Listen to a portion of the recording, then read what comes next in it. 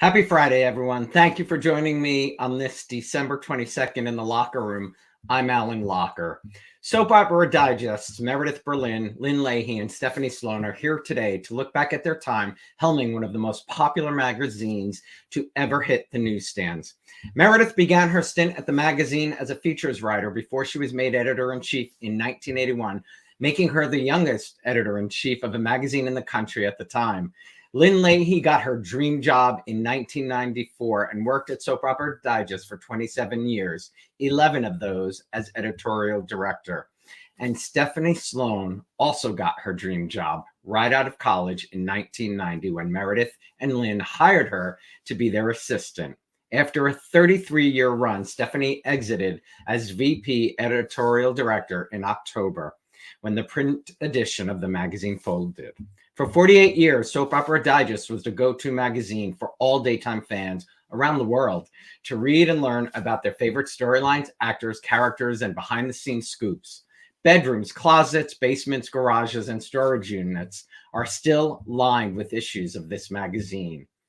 Thank you for all the memories you've shared and the messages you've sent my way. Stay tuned at the end for a little sample of some of those great messages and the favorite covers that you all loved. There is no better way to celebrate this institution we all loved than with these three women. Please help me welcome to the Locher Room, Meredith Berlin, Lynn Leahey, and Stephanie Sloane. Hello. Hello, hello, hello. Thank you so much for being here. Thank you for having us. Seriously, fans from all over the world have been sending messages sharing what the magazine had meant to all of them. And they were excited to know you would be participating today. I'm going to start and read a message from an actor. When I posted that you would be here, Kin Shriner said, "Well, Alan Glenn, for soaps, it's like being on the cover of Rolling Stone. As the song by Dr. Hook goes, I want to see my smiling face on the cover of the Soap Opera Digest." Oh, that's so nice. It is so sweet. I will also read from Jill Laurie Hurst, who worked at Guiding Light as a Guiding Light writer's assistant. She shared this morning on Facebook. "One of my jobs was to send episode synopsis to the soap magazines. A few years later, I remember seeing my name mentioned in connection to an early script Dave and I wrote. Like me, the writers and editors of the daytime magazines cared a lot about the medium. They applauded us when we did well, gently poked us when we forgot our history or dropped a story without actually telling it. We knew they cared even if we disagreed with their observations, but truth be told, they were generally right. When I moved to the Detroit area, my friend Jerry Leo would FedEx me boxes of Soap Opera Digest, which brought me so much comfort and made me feel connected to the home I had in daytime for so many years. I'll miss seeing those hard copies at the newsstands. Thanks for everything, Digest team." Applause, applause. Oh, that's so touching. Thank you. That's so nice. Isn't that? And I'll read more. There's more to come, but I mean, seriously, the magazine has meant so much to so many, and you guys have spent a lot of time putting this magazine together. Stephanie, first, Mazel Tov on an incredible 33-year run. I have to ask, what was it like getting the heartbreaking news that the print edition was coming to an end? I mean, it was shocking. I was not expecting it. But I will say that ever since 2011, when the day that the company that bought us took us over was the day that One Life and All My Children got canceled. The fact that we had 12 more years with just 4 shows after that was always so surprising to me. So I kind of was always waiting for the other shoe to drop. But when it actually happened, it was just sad. I mean, everyone was sad. I was sad. I've read this magazine since I was, 12, 11. Yeah. It was just, I didn't want to see it go away. Absolutely. What about for you, Meredith and Lynn, hearing this news? What? I expected it a long time ago, frankly, just because the viewership had gone down so much. And we'd have, people come in, new people would buy the magazine and they'd say, well, what do we have to do? Why is viewership down? And I said, because so many fewer people are watching soap operas and there are fewer soap operas. And they'd be like, well, how do we get them back? And I'm like, we can't get them back. I mean, we kept getting a bigger piece of the pie, which is the best we could do. But it was just kind of unrealistic, I think. And I give Stephanie a lot of credit for holding on for as long as she did and keeping it going as long as she did, because you did an amazing job. I really thought that it was over a long time ago. And Steph, I do have to remember the day that company took over, they came into my office and they saw on the cover of Soap Opera Digest, All My Children and One Life to Live canceled. And they look at me and they go, what? What do you mean? And I look at them like, what kind of due diligence did your people do that you don't know? There's no going to be 4 soap operas. So kudos, and Steph, good job. Thank you. I mean, thank you. I have you and Meredith to thank. Of course, Meredith. Yeah. Well, Meredith, I remember when do you remember what you said to me when I first went for my interview with you? Say it and I'll remember it. Okay, Meredith's wearing overalls with her hair all wild and crazy like it used to be, and like Converse or Ked sneakers. I walk in and she goes, "Oh, you're so pretty." I would have been, she blew a lawsuit against me today if I said that, right? Yeah. Yeah. Seriously. Meredith, you started working as a features editor in '79. I know this was a dream job for both Lynn and Stephanie. Was it for you as well? And did you grow up watching soaps? Oh my God. So I have a funny story. When I was in college, I watched them all the time.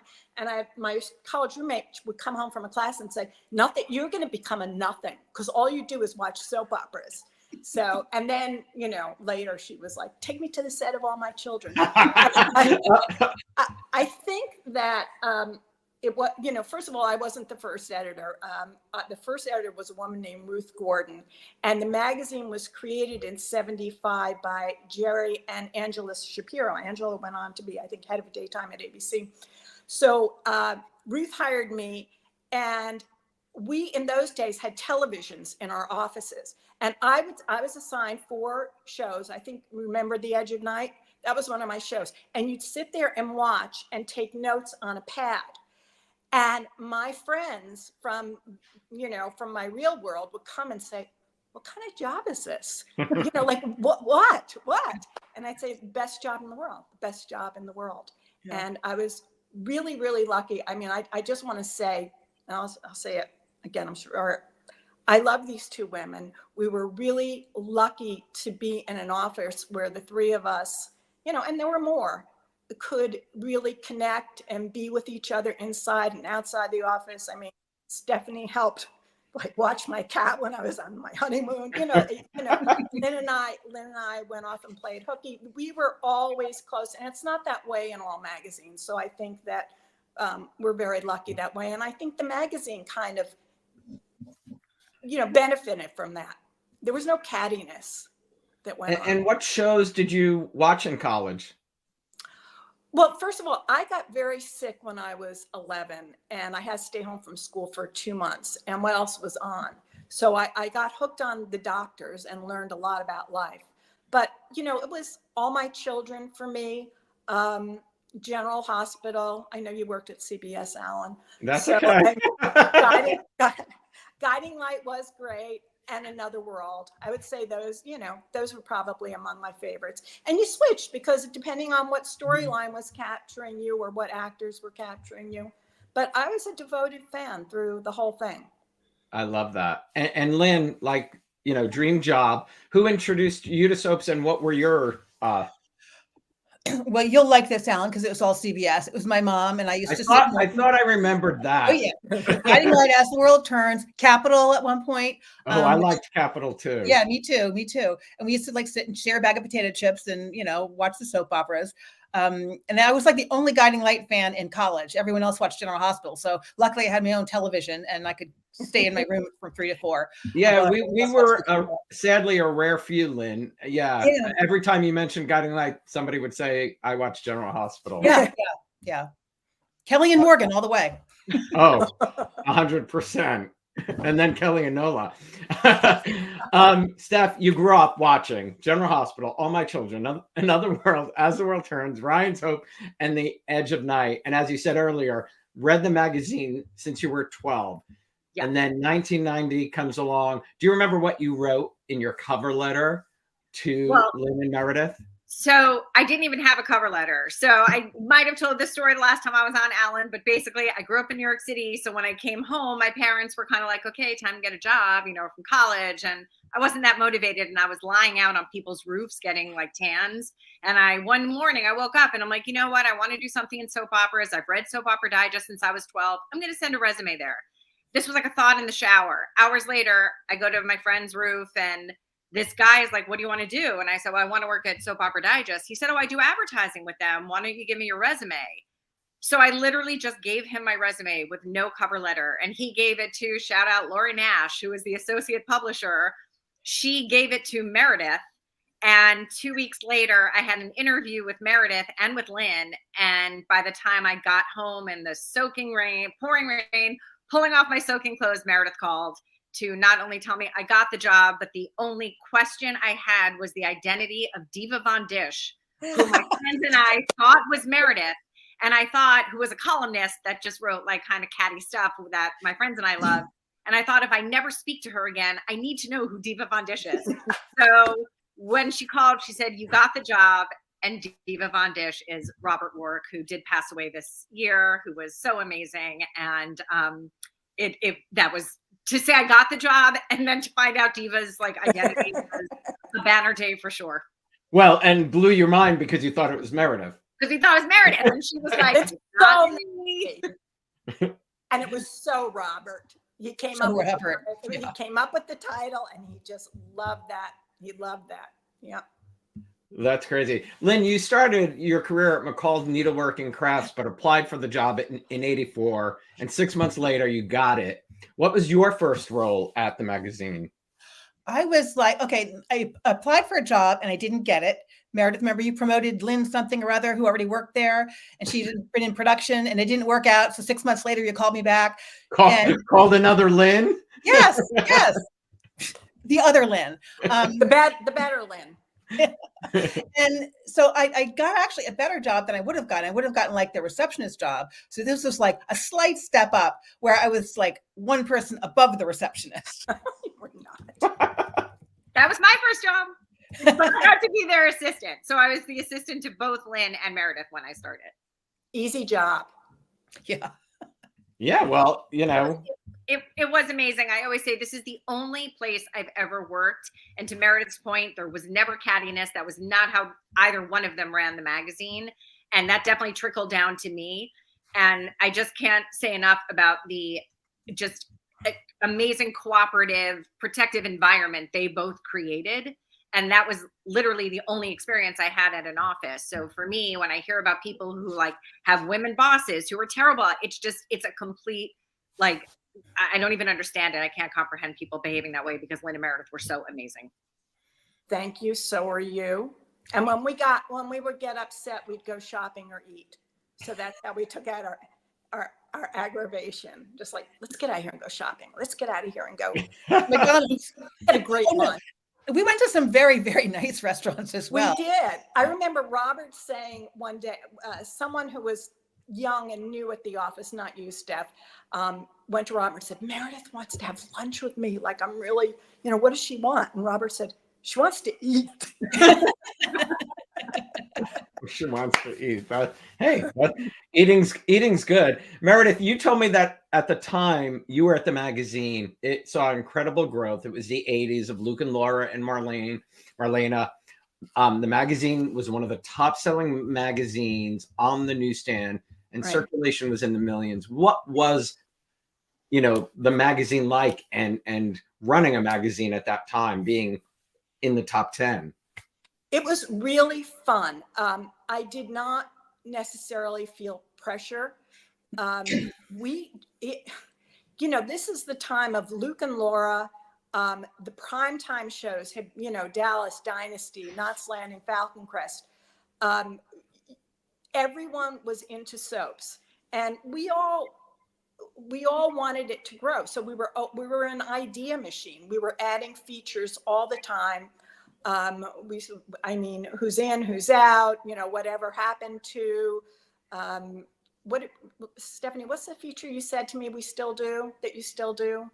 I forget which one. It was, what was that stupid one that it's a stupid name. Robert used to say to me, where did you come with that stupid title? Juicy little tidbits and all the things. Late breaking news, all the juicy tidbits. Right, so we did that. I just remember having a blast, and we had great cooperation from the soaps, great cooperation from the actors, from the writers, from the directors. And the primetime soaps were a little tough in the beginning because they didn't want to be called soaps, but they were. And the people behind the scenes, the publicists and the, a lot of the writers knew that it was good for them. And if they weren't going to do it, we were going to do it anyway. We were going to cover them no matter what. And then we started to include them in the soap opera awards, and things, grudgingly turned around. And that was great. We grew because the soaps grew, because their audience really just increased. And even if you didn't watch daytime, you watched the primetime soaps. Oh, absolutely. Each of you had a hand in running the magazine for many years. Can you sort of talk about the day-to-day and what the hardest part of putting a weekly magazine together is? And anybody who wants to take it first. Well, so I will say I started when it was bi-weekly, which is when we could go to lunch.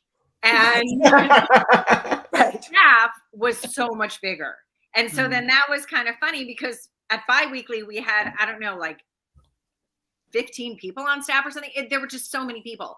And then each year we had to cut. It got leaner and leaner. So I will say by the end that I had only 4 actual content editors and a freelancer putting together 72 pages a week. And of course we used to be 144. I mean, so many iterations of it. But there was never like, oh, Friday's the easy day. There was never an easy day at the end. It was just constantly churning out copy. And, it was very important to have original, exciting content, because if someone's plunking down, like, I think $6.99 it might have been at the end, you really want to deliver. You're not going to do just like BS pages of photos. Like, we wanted to deliver actual content. So the days were very busy, 9 to 5 phoners, constantly like recapping, pulling photos, writing stories. We had amazing copy editors, photo editor, art designers, but there was never a dull moment. There was never a moment of like, unless everyone was off, like on July 4th. Mm-hmm. Well, speak for yourself, Steph, because back in the old days, we did have a lot more time to have fun. But I think it was the same when you were there as when Meredith and I were. People loved soap operas so much, and they really genuinely had a passion for them. And I think that is what helped them make the magazine a success, because you have people like Meredith and Steph who really can interpret that enthusiasm and provide content that people want to see and know what people don't want to hear and don't want to hear. Sometimes it'd be something we would know to be true and think, you know what, they don't want to hear that. And I think that you guys exercised really good judgment. I also think, I know from both of you, that you always were open to ideas. If someone had a good idea for a column or an interview or something different, it didn't have to be along the same lines of things we'd always done. It could be different. It could be, if someone had a real interest in an actor who no one else had heard of. I remember Stephen Nichols was a nobody. I don't know if you're the one, Steph, but someone wanted to interview him, and we're like, who's that? But go ahead. And he turned out to be huge. And, great actor and a great interview. But at the time, the attitude was, okay, let's just let him do it. Let's let them have their little fun. Right. Yes, not me, but whoever it was. And Jody. Lynn was our no person. Like, if I would say, Lynn, what if we do so-and-so? She'd say, no. No. Okay. Mary had really, really big ideas. And I'd be like, Larry Hagman is never, ever going to do a cover shoot with Eric Braeden or something like that. Whatever. You had these that was the beauty of you, Meredith, because sometimes things did happen, but sometimes someone had to say, we're not going to waste a lot of time kicking doors that are never, ever going to open. I know. Lynn was the realist. Lynn was the realist. And yeah, I was, but you were the dreamer, which was awesome. We were a good team. We were a very good team that way. And then Stephanie would pop in and, give her 2 cents about it and pop back out. Well, when we started, Meredith was so good. She had meetings we would sit and we would like dissect the magazine. Again, this was like when we had a lot of time to do it. And we would all go around the room. And at that point, there were like 20 of us. And so if you were number 19, you'd be like, everyone said everything already, but like, you don't want to look back in front of Meredith. So you'd have to think of like something else that no one said yet. And then, hope Lynn takes this the right way. Meredith laughed. Lynn was like, the meetings are over. Like, I'm not doing that anymore. I always felt so bad for the people who went last because I knew they probably had a notepad full of great ideas, but they don't already been said. And people are trying to think of something just to say something. I'm like, I don't want to hear the things just to say something. What? I didn't know any of this. Okay. So I'm learning this for the first time. I know that we all got in the room. I think that I was wanting everyone's idea not to like leave everyone out. So, all right. So now my feelings are hurt. Okay. But I'll get over it. Wait, no, it was a great thing. It's just that if we didn't get the good spot on the couch, you were screwed. That's true. Somebody had to sit on the floor, which like a few people had to. Who had to sit on the floor? A few people had to sit on the floor. Oh my right. I love that. Well, Robert. Lynn, you mentioned the passion. So I want to read a few things. First of all, I just saw this. Damon Jacobs says, my first issue I snuck was in 1987 with Christian Alfonso on the cover, Leaving Days. I had felt so alone as a gay teenage soap fan. Soap Opera Digest helped me realize I wasn't the only one. Oh, wow. So Marco Corsi from Milan sent me this. Back in 1989, I was an exchange student at Miami University in Oxford, Ohio. I made sure I had no classes from 12:30 to 1 for Loving and from 3 to 4 for Guiding Light. And every other Thursday, I was ready to buy my copy of Soap Opera Digest. By the end of my stay in the United States, I was addicted to the magazine. Luckily, I made some good friends who would buy it and send it to me when I returned back to Italy. In time, I asked Laura to subscribe to the magazine so that every month I would receive my batch. Can you imagine receiving 8 to 10 copies at once? I was over the moon every time it arrived. Thinking about it now still makes me smile. I considered myself the luckiest guy. P.S. Of course, I still have all of the magazines, and here they are in his drawers. Oh, I love that. I really appreciate that. That's wonderful. I mean, the power of it just blows my mind. Here's another one in Italy, Cristiano Massari. I've been a subscriber for 15 years. I love the covers of the late 80s and 90s with the actors in dramatic and glamorous poses. I was obsessed with your magazine. I was a soap fan from Italy who finally realized my dream of subscribing to the magazine that was universally considered the Bible of soaps. When the enormous success of Bold and the Beautiful exploded, magazines dedicated to the soaps were on the air at the time, began to be published. In 1993, the publication of the Italian version of Soap Opera Digest began. The magazine had the same format and the same covers as the Americans one. Wow. Soap Digest was one of the few magazines that covered the soap industry in a journalistic way with in-depth articles, interviews with producers, head writers, and with industry experts. I think I was the most passionate fan of Soap Opera Digest, at least here in Europe. That's incredible. That's just incredible. Yeah, it's blowing my mind just to get these messages. I'll read one more and we'll continue. Boomer TV Memes says, not sure if it's too late to send this in, but I want to mention my first run with Digest was during Day's Possession story in the summer of '95 in rural Arkansas. I saw Milena on the cover of Digest, read an interview with Jimmy Riley, and wanted to be a soap writer after that. I used my allowance money every week to buy the magazines and later had a subscription. But I studied the pages, knew what was happening on other shows, and knew stuff that to this day I can still recall. Soap Opera Digest wasn't just a magazine for me. It changed my life and led me to amazing things, including working briefly in the soap business. Hats off to those still employed with the digital side, and best of luck to those starting anew. And thank you. Oh, Thank you. thank you. Oh, wow. Steph, you mentioned Luke Perry, Aaron Spelling, Dick Van Dyke as some of, highlights of your interviews. Talk about those three. I mean, incredible interviews. Well, I have to actually give Meredith credit for the Luke Perry, because she ran into Ian Ziering when 90210 was coming out at the Soap Opera Digest Awards. She and I were walking down the hall together. She ran into him and he was like, hey, I have this new show coming out. He had been Cameron on Guiding Light. And he said, can you do an interview? And she said, sure. So we got back to New York. She said, why don't you do it? And he happened to say to me on the phone, hey, my friend was on Loving. Will you talk to him also? And I was like, okay. And it was Luke Perry. So I think I've said this before, but we used every second of that like 15-minute interview that I did with him for someone I didn't even know.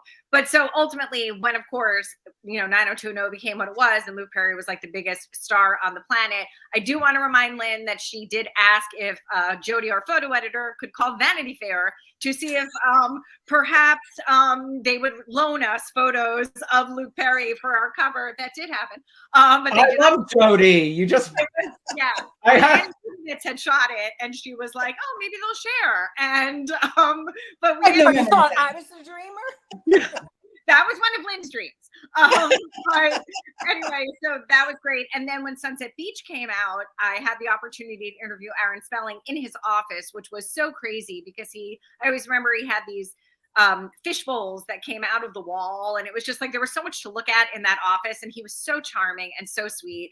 And then actually one of my most recent interviews was Dick Van Dyke, who this year did a guest cameo on Days. And I got to speak to him, which was That's awesome. Something that when I tell people, they're like, Dick Van Dyke, like he crosses all age ranges. So those are definitely some highlights for me. Yeah. And Lynn and Meredith, who highlights for you? Some people you spoke to, interviewed?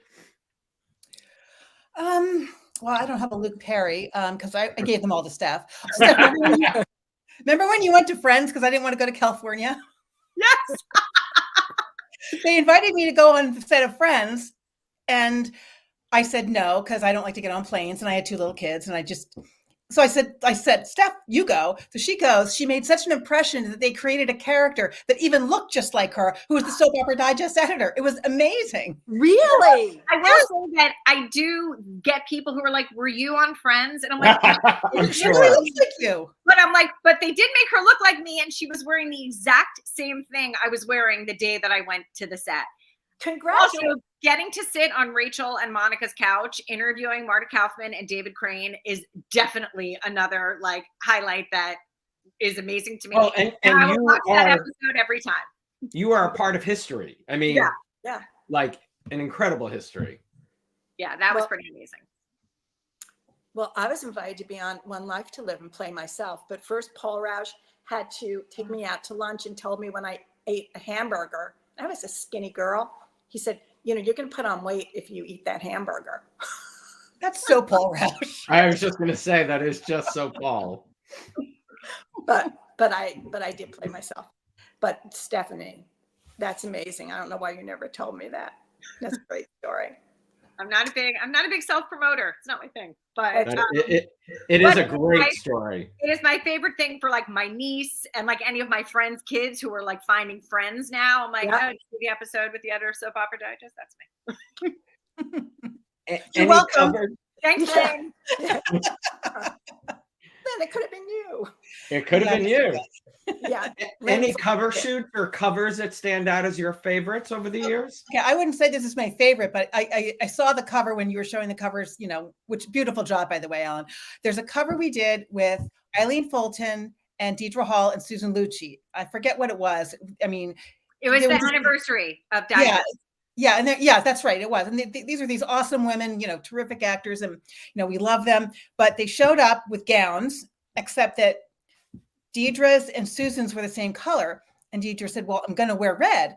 So Susan couldn't wear red the same. And the art director's like, I'm sorry. So what she did, if you look at the cover, she took off the dress and wore her teddy, which is a really pretty black thing. But if you look at the cover carefully, you can see the little teddy peeking up because she wasn't wearing a dress. Wow. I mean, she looked beautiful. They all looked great, but I always love that cover because you have to look really carefully to see. And I also give her props for being such an amazing sport, because how many people of that caliber would say, you know what, don't worry about it. I'll just wear my underwear. And she looked amazing. I would not have wanted, if I was the PR person, I would not have wanted to tell Susan, you can't wear a red dress. Well, but good for her. I will never forget her, what a good sport she was, and just wearing what she did, and she still looked great. And they all did. But that by far the most memorable for me. Wow, that's amazing. That's amazing.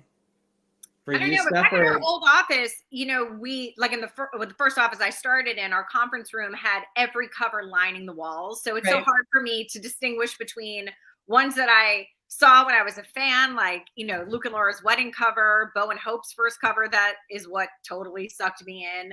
But there were so many beautiful covers that we would just stare at. Like, I knew where every single cover was on the wall because we were I there love that wall.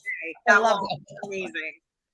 But the problem, Alan, is our offices got smaller and smaller over the years, so there wasn't room for a wall anymore. Yeah. Yeah, absolutely. Absolutely. Well, we were talking backstage about the difficulty sometimes, especially my shows, Guiding Light and World Turns, Larry Brigman and Justin Dees and Maura West, and some people who weren't necessarily lovers of press. Who other, from some of the other shows, who were difficult ones, or people you really wanted to interview and just never wanted to sit down? Larry Hagman. Yeah, Larry Hagman for sure. I mean, really, I think just about every daytime person, even, we've talked about Tony Geary wasn't a big person for press, but there'd be times where he would. I mean, they all at Right. one point, would allow us some access. Right. But some primetime people just never did. And Larry Right. Hagman certainly was one of them. Right. Yeah. I mean, and that's true. That was my experience too. Just about everyone in daytime was very, very gracious and really enjoyed it. If anything, they might not like a shot, but they were the shot that we picked, but they were very, very enthusiastic and gracious about it. I will say that we had done a cover. I think it was with Robin Wright. I mean, it was definitely with the article was with Robin Wright. She had to have been on the cover. And I don't know, I don't remember who did the interview. It was, I think, someone in our California office. And I got a call from Ellen Byron. Ellen Byron. I love Ellen Byron. Me too. So I got a call from her press people that she was unhappy with the article. And I really liked Robin. And I said, why? And he said, because you say in there that she was smoking and her parents don't know she smokes. Oh, God.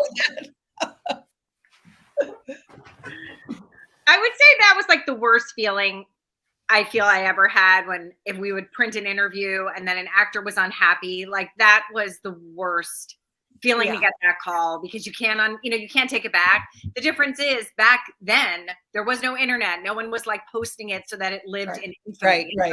Now you could never get away with that. Like, we had to be so much more careful also today with what we printed, because you had to strike a balance between, you don't want to offend the show and criticism, and you want to be positive because there was only 4 left. So even thumbs up and thumbs down, definitely. And the best and worst issue, we stopped doing worst show at some point because it was just mean. Like, that was that was the feedback I would get from, executive producers. Like, it's not helping the business to be pointing out, like, or it makes us feel terrible that at the end of a very difficult year, or like, we worked really hard and you name us worst show. So then you kind of have that moment of like, yeah, these are the people that we rely on to be cooperative, and it kind of wasn't, maybe the nicest That's thing. an open dialogue, Yeah. It's a great dialogue to have.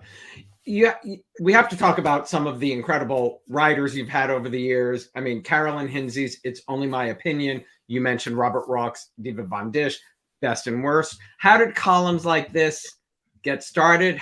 How did It's Only My Opinion begin?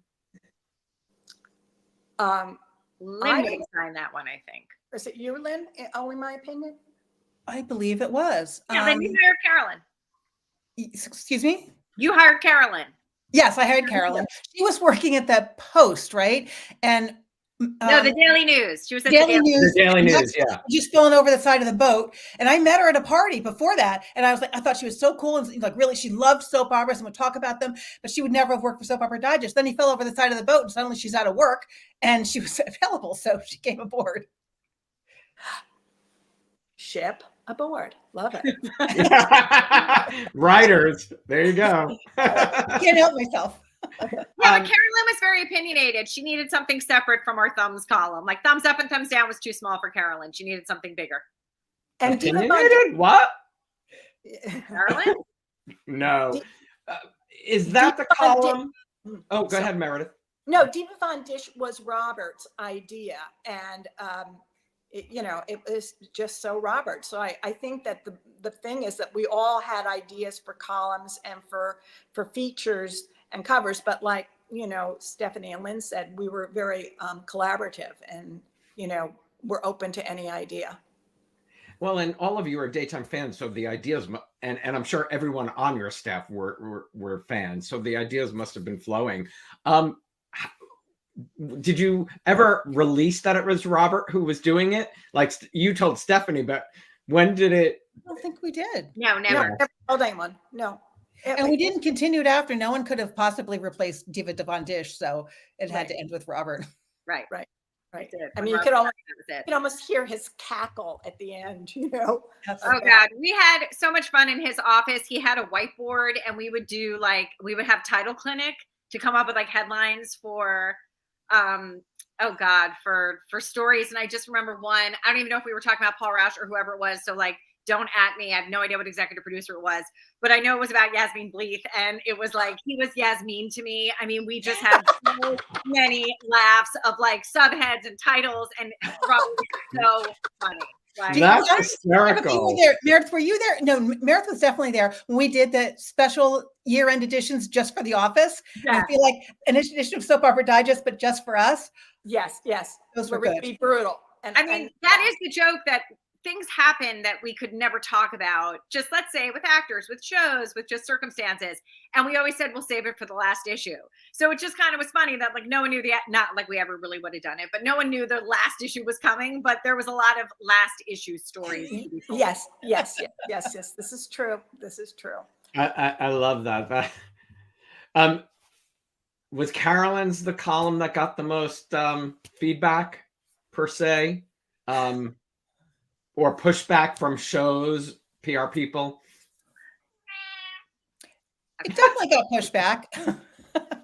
Definite pushback. Yeah, definitely got pushback. But the most, well, probably because it was the most, opinionated. I mean, it was the one that really called out the shows most. So that I think that was the one that people responded to. But we really, it's funny, like the Sound Off, Ask Us, like people were really passionate about kind of seeing their own name in it. And I got a lot of like, I read what, Judy H said in, Topeka, Kansas, and I agree with her. You would get a lot of those letters because 33 years after I started at the magazine, I was still doing Sound Off and Ask Us, Lynn and Meredith. I guess it was good. Ellen, we had so many other really, we were lucky to have Carolyn, but there were other really, really great writers there that have gone to other things. And I mean, in different areas of the business, it was such talent there. You start with soap operas. I remember when I started Soap Opera Digest, I said, I'll be there for 3 years, then I'm going to get out because I'll never get another job after that. And these people actually did leave after 3 years and got great other jobs. But I have to give credit to so many people that came through the doors that really were amazing writers and terrific people. Ellen. Yeah. And definitely a shout out to Mara Levinsky, who is still there and is running the website because she is not only Mensa, she is one of the best writers that we have ever had on staff at all. Amazing. Yeah. And Stella, who's been there forever, longer than I have. No, did she come after me? I think she did come after me. But yeah, really devoted, dedicated. What about your sister-in-law? Oh, my sister-in-law, Mimi Leahey. That's how I met my husband. So, But she was a great writer, and she went terrific. And she went on to what? She went on to write All My Children at one point, Another World at one point. So yeah, she's. I feel badly even like saying people's names, but I mean, Adam Kelly, Jen Lenhart, Kristen Gallagher, Elaine Flores, like there are so many off that were unbelievable writers. Well, speaking of Jen, I want to share what a daytime fan sent me. He said, picture this, Paul Gosselin, March 3rd, 2003, Guiding Light hosted the Les Estrada project at the 44th Street studio. Now, this was no ordinary event. It was like stepping into a soap opera wonderland for me. As a starry-eyed college first year, I find myself at the studio of the show I'd been dreaming of joining for ages. Solo journey since I lacked soap buddies. They whisked us all up in a freight elevator Cue my small town Vermont self thinking, is this real? Surreal doesn't even cover it. I nabbed a seat, rubbing shoulders with two soap aficionados, deep in conversation about all things soaps. These ladies were the real deal, the Sherlock Holmes of soap knowledge, Jennifer Lenhart and Mara Levinsky. Naturally, I had to figure out who these soap savants were. Lo and behold, they were big shots from the soap magazines. We chatted up a soap storm, and Jennifer, in a move that changed my life, handed me her business card, urging me to apply for an internship. Fast forward, I met with Gabby Winkle at Soap Weekly, the sister magazine, and by April, I kicked off my internship. And this still sits in his scrapbook. Oh, wow. Oh, that's so nice. Oh, Jenny Lenny, that's so I know, isn't that amazing? And you know, can I just quickly like throw in a little cheers to Soap Opera Weekly for all the wonderful people there. And, you know, I wish that had lasted longer. Terrific group of people, terrific magazine. Meredith, you hired the amazing Mimi Torchin. But Lynn, you and I, Rupert Murdoch's people called us up and said, you have to do Soap Opera Weekly. You have to do a weekly. And you and I, and it need to be ready in like 3 weeks. And you and I, right? This is how we made a magazine. And we sat there in my office and we said, okay, we'll do this, all these features. This will be the cover. They can share some of our photos, but not all of our photos. Hired Mimi, who was amazing, and it took off. But really, Lynn and I came up with this in a week. We were told, you have to do this, and we did it in a week. And thank God for Mimi Torchin, because it was like, I couldn't have done that anymore. She did a great job. She was amazing. Yep. And still is. And in 3 weeks. Wow. Yeah. That's incredible. Tell me the genesis of the Soap Digest Awards, Meredith. I know you were nominated 3 times. As executive producer working with Dick Clark. Well, it started out as something called the Soapies when Ruth Gordon was there, and they had them on the Merv Griffin. And then we got a deal. We got a new publisher, Jerry Ritterman, who had bigger ideas, and we got a deal with, I think, NBC. Was it ABC first and then NBC? And we partnered with Dick Clark Productions. And it just expanded and became its own show at the Beverly Hilton. It did really well. And yeah, I had the Emmy nominations for that show. I'm very proud of that show. We all are proud of that show. It did very well.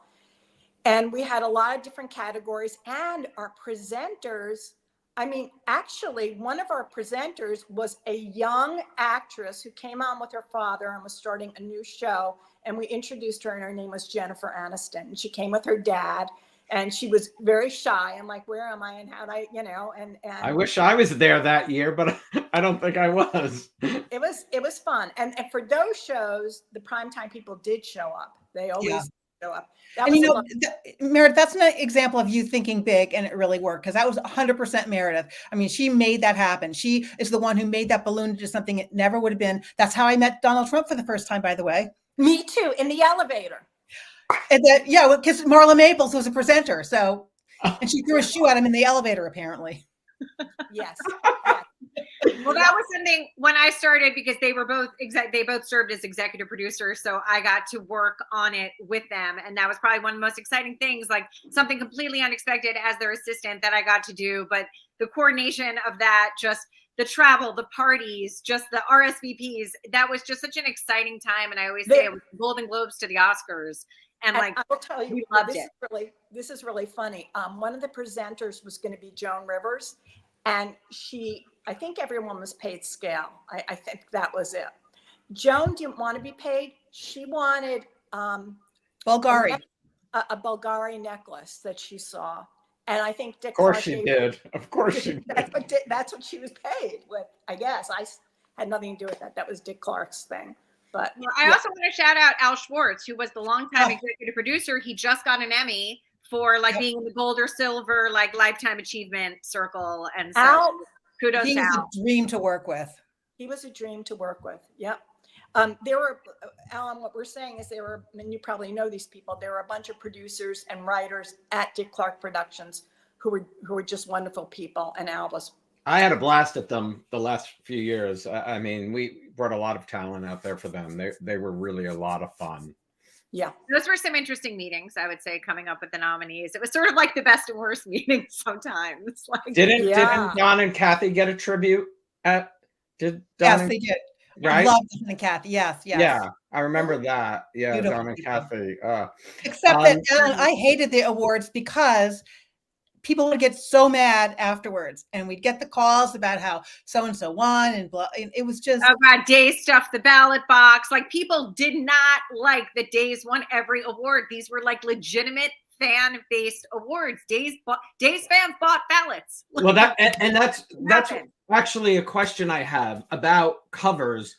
I know Days had a lot. I know, sadly, Lynn, As the World Turns and Guiding Light didn't sell a lot of covers. You know, I don't know if CBS people don't, purchase or read it on the newsstand. How did you balance that? Because I mean, you are a magazine looking to make money and sell magazines. So you well, have it's a business. Yeah, you're right. And it's a business. And we did always have to have enough really good selling covers. Days was a guarantee, Young and Restless. We had some good Ridge and Brook covers Yes. in my day. But, and then we would try to have the other shows in as well. And there are some that would do well. You'd have like a Kim Zimmer cover could do nicely. But it was tough because, there are certain shows that would sell a lot more than others. It wasn't like a matter of, just a few thousand. And I don't know why that is, because we certainly had the readership. I mean, people love those shows, but they just weren't buying as many magazines. And you have to understand, and I'm sure you do, we had to report to other people who own the magazine, who, it's like every other business. They want to see the numbers. So, yeah, and that's what Lynn said. Some fans are more voracious than others. Well, Yeah. Go ahead, Steph.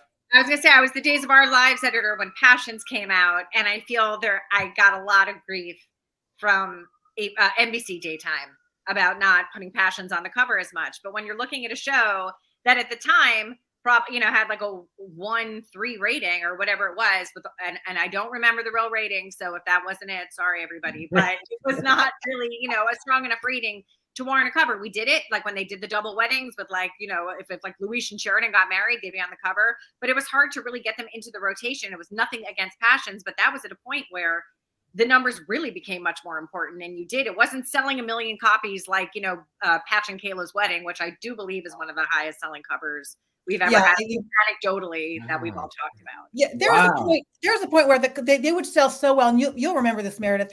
It was like no matter who we put on, it would sell because we were the only magazine out there. It was soap operas were growing. This was before, internet and all that stuff, and it was before O.J. Simpson and that viewership drop. And I remember one time they decided to raise the price of subscriptions in the magazine. And so they had a lot of conversation about, are we going to lose viewership, whatever. So I go to the first meeting after the sales and they're like, and we said, what happened? And they go, oh my God, the sales went up after we raised the price. Because just back in those days, like you couldn't do anything wrong. So poor Stephanie got the tail end of it when, valiantly struggled through really difficult times and made the absolute most of it and saved that magazine for many years more than it would have been if anyone else had been at the helm. But Meredith and I were very fortunate. I mean, Meredith, I give you so much credit for like starting it and growing it the way you did after Ruth. I mean, you brought it to a whole different level and brought it a level of respect that I don't think a soap opera magazine ever would have had if it wasn't for you. Well, thank you. But I had Rolling Stone in my mind when I took over. And Rolling Stone, to me, legitimized rock and roll. Before that, it was all teeny bopper magazines. And I wanted our fans, the fans of soap operas, our readers, to feel respected. I mean, I was educated. All my editors were. We liked soaps. So they deserved good journalism. They deserved good photography. I didn't want it to be a magazine that people were ashamed of, to hide. And I think, we accomplished that. That was a goal, and I feel we accomplished that. Mm-hmm. So. Well, I think, listening to what fans have been saying, you really did. They felt respected because you were bringing them the news they want to. Speaking of, people who have been on the covers, one of them wanted to send a message. Meredith, Lynn, and Stephanie. I was honored the first time that I got to grace the cover of Soap Opera Digest back in my Guiding Light days. And now, even this year, I made it twice, which was a big deal to me. And I can't thank you, all three of you, enough for all your love, support, and the fact that you fought every day to keep daytime on the air. Your hard work never went unnoticed. Love you all, and I wish you all the very best. Thank you for everything. Oh, That is so sweet. I want to go back to my office. Back. Wow. These are That's so sweet. Cassie's the best. She really The best. The best. But I love, Meredith, that you just said that also, to go back to Rolling Stone, that kin related being on the cover for soap actors. That made perfect sense when I read his tweet. I thought, wow, it really is. I mean, that's what you guys were to our industry. Well, to bring it full circle, Rolling Stone was literally the only other job interview I had. It was Soap Opera Digests and Rolling Stone. So really? Oh.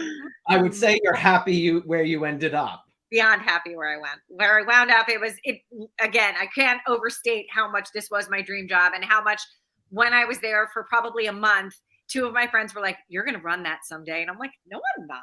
Like, it was even inconceivable to think of neither Lynn nor Meredith being there. So that was like so silly. And, Well, before we jump to what you three are doing now, I'm glad as a publicist that I really was not the PR person when the internet really flourished. Yes, how did that change how you covered? I mean, from leaks about story to actors who just shared whatever the H they wanted to. It had to be really difficult these last few years. Yeah, I mean, I can say one thing, at least, that what was difficult was that we, as you know, Alan, as you know, like, you would tell us casting news, we would have to hold it. And then when the internet came, people would start just putting it up, and then we would report it, but we wouldn't maybe credit the first person who put it up because we already knew it. And then I would meet people who ran these websites, and they'd be like, "I don't know why you don't credit us." And I'm like, "You don't understand. We know everything. We're just not printing it yet." And so it was this balance of like making us look like we kind of don't know because we're respecting the shows. So there was like, that was like a weird thing, but also just basically like our content being all over the internet, once the magazine hit stands, was kind of hard. And I think just, probably contributed to people needing to buy it less because there were free ways to get, kind of the stories you really wanted. So I think it took a very big hit. And, but the great thing was, for people who like never shared photos of their kids or like wouldn't give quotes about leaving, like, we had content for days. Like, people started posting their kids and sharing news that made our reporting a little easier. That is so funny. But, talking about all these leaks, that's why bravo again to Young and the Restless for keeping Colleen Zink casting news in the dark. What a mind blow to the daytime fans. I mean, they all were in shock. I love that. Well, I think there also has to be a respect for the process. Like, if you're really covering this business, you don't want to ruin surprises for the show. And that was probably the hardest, is that we're playing along and maybe someone else isn't, because they don't have as much skin in the game, or it doesn't have any consequence in the same way it would have for us. So do you remember when we were banned from one network once for like months because we shared as a piece of news that they didn't want us to share, and it didn't affect the plot or anything exactly. Oh, tell us the piece of news. Nobody. No, what are you talking about? No, I'm not telling you. Okay, you weren't there. You were gone, Meredith. You're gone. But we printed something, had no idea that it wasn't something that we weren't supposed to print. But this network got so upset. They said, "Okay, we're not giving you scripts for," I forget how long it was. But then we found that people were volunteering to give us the scripts, and on top of that, give us other information. So we ended up having more information about the one particular network than we ever had before, because we weren't bound to anything because we didn't have any information from them. So we were kind of like bummed when it was back to getting the scripts again. It's true. Wow. That is so funny. Yeah, there was a lot. I will say we had many threats over the years of like, we're going to ban you, we're going to cut you off. If you print that, we're not going to work with you. And I think these are kind of behind the scenes things that fans didn't know were happening, but that was happening. Like, there was a lot I'm sure we did. Yeah, I'm sure you did. I am sure we did at some point. 100%. You know, if Paul Rausch was an EP, it might have happened too. Meredith, you just released your first novel this year. I did. Tell us about Friends with Thank Issues. you this is about 3 women in their 40s who are self-made women who are living in the northern suburbs of New York, Fairfield and Westchester County. And they are at that point in their life where they're questioning, do I want to be married? Do I want this career that I have? Do I really love the person I'm with? And sort of having the courage to change what they've had. And it's also about the fact that money still does not protect you from the unimaginable. So I think it's glamorous. Lynn was there for me at different points. And wonderful book. Highly recommend it. Thank you. It's so good. It's so good. Yeah, Steph texted me, oh my God, Meredith's book is so good. I loved it. It's so good. I can't say enough about it. Always have a book in you, Meredith? Did you always want to write? Yes, but I started and stopped different points. And actually, I'll go back to Robert. Robert had published a really good memoir called Car Trouble. And we had met for dinner one night. And my husband turned to me and said, what about your book? Like, where is it? And I said, those pages on the floor. I think I'm just going to throw them out. And Robert said, don't. And I said, well, how'd you do it? And he said, I was determined. And those were the 3 words that just kind of set me on my path to do it. Yeah. So now that I wrote the book, so now that I basically my personal life is good. I wrote the book and now I can die because I've done everything I have to do. Will you do another?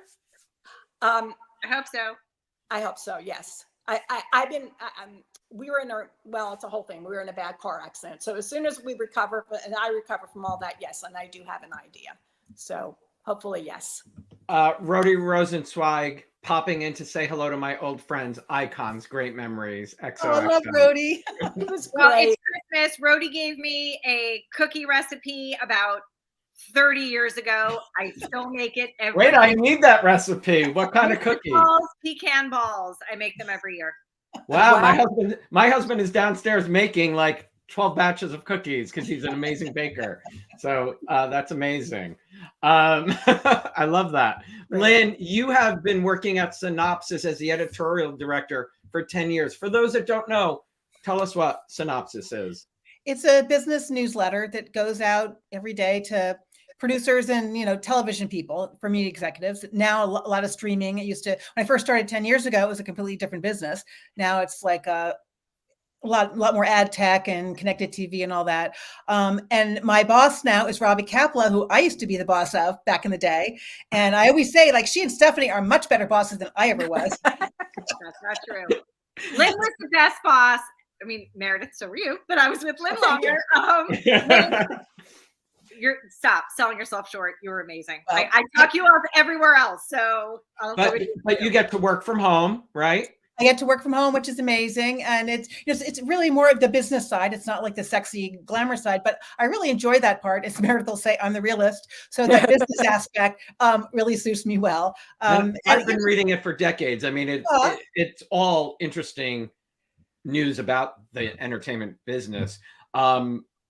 And you're living in New Jersey, right? And I'm living in New Jersey, Bruce Springsteen country. Yes, indeed. Yes. Steph, do you want to share your exciting news? Yes, I've been asked by TV Guide magazine to write a soap column for them, and I just delivered it last week. The first one will be out with the first issue of the year. Well, I'm going to have to go to TV Guide now. That's awesome. Yeah, so that is. I'm so proud. And is it just covering the industry, or covering soaps, and see where it goes? It's very exciting. I was very happy. Yeah, that's awesome. Great. It was nice for them to reach out to me. Love that. Yeah. Well, ladies, thank you so much for sharing your memories. I know it meant the world to the fans. I am going to play a little 2-minute clip of messages I got that I put together of people's thoughts about the magazine and their favorite covers. So feel free to stay. Give me 1 second. I just got to find that file. Sorry. Thank you, Alan. You are so. It's just so much fun. It was so I'm much glad. fun Thank you. together. Thank you all so much. Happy holidays to you all. Same to Happy you. holidays and to all the fans too. It's so nice Yes, to to all the see you fans. guys and And everybody. just especially thanking them for just buying the magazine and their support, especially over the last, 10 years, I feel. And always, it's been such an amazing relationship. I've met so many amazing people who read it, as I did before I even started. And it means a lot to me. It's great. Here we go. Oop.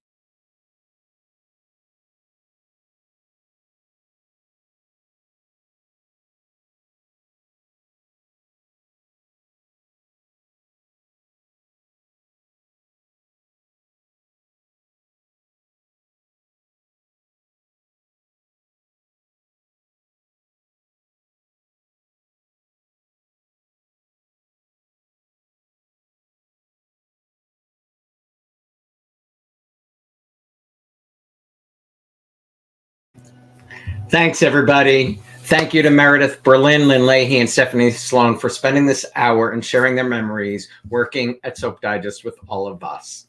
If you haven't yet subscribed to my YouTube channel, you can do so down below. If you haven't turned on the notifications, you can do so. Do it right there. And don't forget, you can download audio versions. Just search The Locker Room on your favorite streaming platforms. I just wanted to let you know this is the last show of 2023. Thank you for an incredible year. I'm wishing you all a very Merry Christmas. I hope 2024 is a great year for each and every one of you. See you in the new year. And please, as always, stay safe.